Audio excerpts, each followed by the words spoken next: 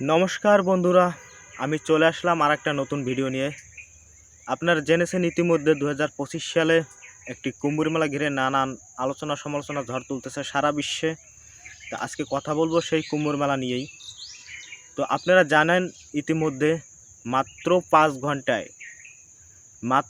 ঘন্টায় 4 কোটিরও অধিক ভক্তবিন্দু স্নান করে সারা বিশ্বকে তাক লাগিয়ে দিয়েছে।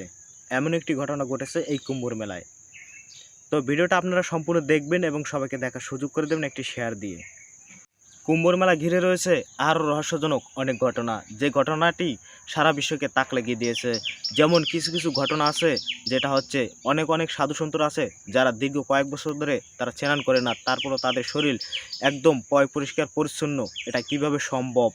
আরও অনেক সাধু আছে যারা এক হাত উপর দিয়ে অনেক বছর যাবৎ তারা ধ্যান করতেছে, সেই এক হাত উঁচু এখনও রয়ে গেছে। এমন সাধু দেখা মিলছে সেই কুম্ভীর মেলায়। আরও এরকম অনেক বিরল ঘটনা ঘটেছে। তো ভিডিওটা আপনারা সম্পূর্ণ দেখতে থাকুন।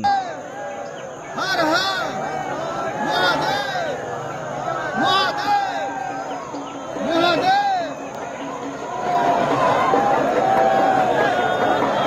মহাদেব জয় হোক।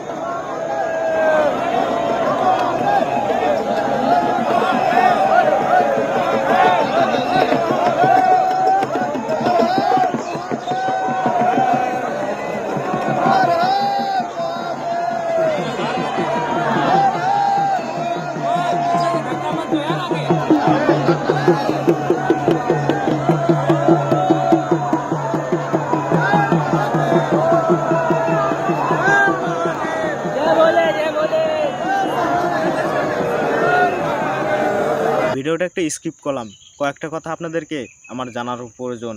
এই কুম্ভীর মেলাটি হইতেছে 144 বছর পর। হয়তো আমরা অনেক ভাগ্যবান, সেই জন্য এই মেলাটি আমরা দেখতে পারতাছি। 144 বছর পরে হইতেছে এই মেলাটি।